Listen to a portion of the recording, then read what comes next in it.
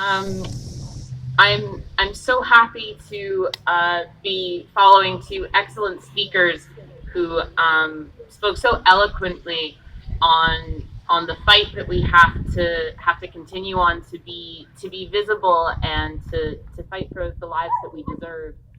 Um, and I'm going to change the tune just a little bit because I'm here to talk about art and trans joy, and the joy that can come through art, and the art that can come through the joy of being trans. Um,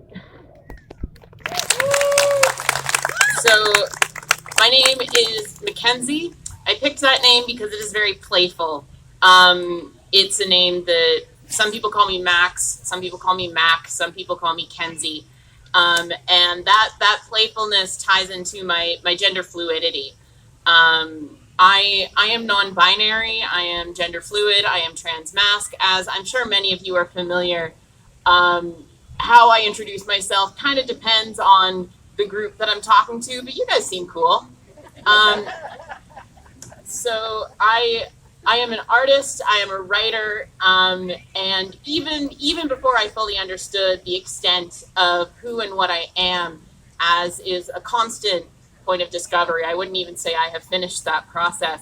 Um, this transness, this otherness, this truth about me that I couldn't quite deny or fit anywhere was always coming through in the things that I'm making and the stories that I'm telling.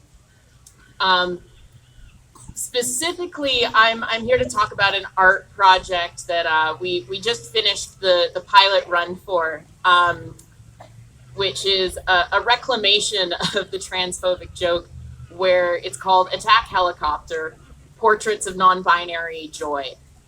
Now, a lot of you know what that means. But Attack Helicopter was kind of this online joke that people were trying to make of people's understanding of their own gender, going, oh, well, if you recognize yourself to be, you know, a trans person, then I recognize myself to be an attack helicopter, because they found that to be equally absurd. Um, what what I am taking from this experience, though, is that, yeah, gender is kind of absurd, isn't it? Like, why am I not allowed to have fun with that? Why am I not allowed to play with that?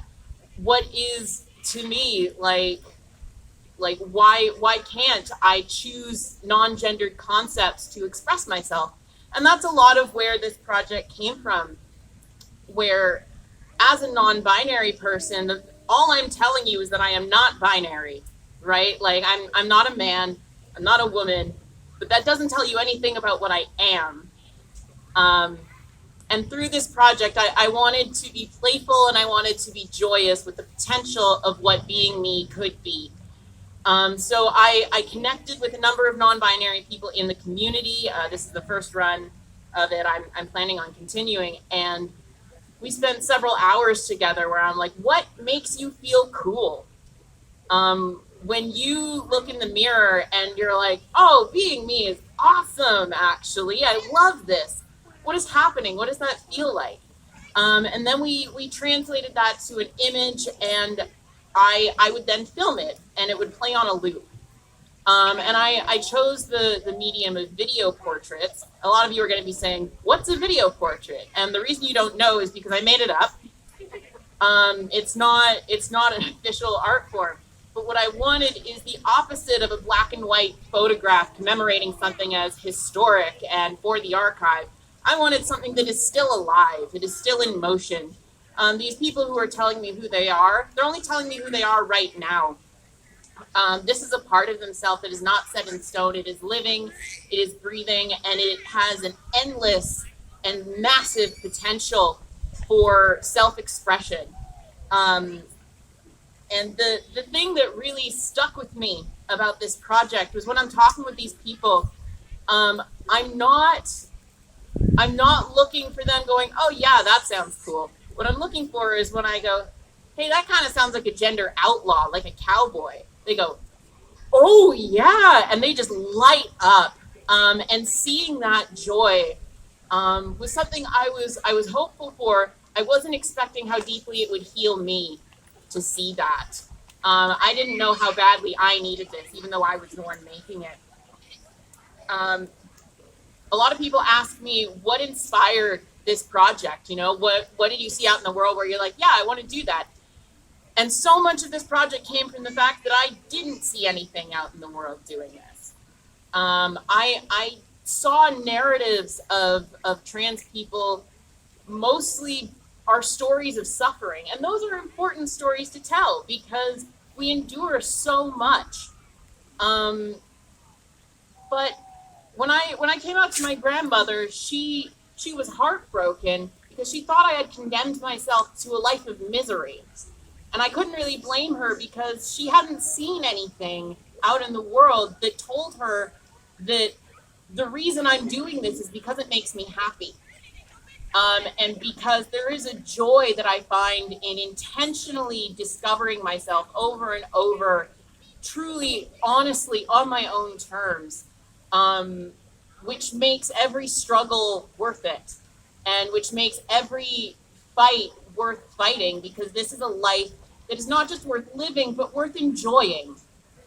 And I really want to encourage everyone here today to hold space for your pain and the fights that you fought. And I want you to remember why. The reason that we do this is because of how happy it makes us. And because it is a happiness that is so true, it can't be denied, even when so many of us really tried. But it's coming out because it's a flower that wants to bloom. And I'm so happy to be part of the discussion of the reason that we're doing this, and to really encourage the joy that comes from being yourself, really, really, truly. Thank you everyone so much for being here today. And I'm so happy to be sharing the space with you and the rest of our wonderful speakers. Thank you so much.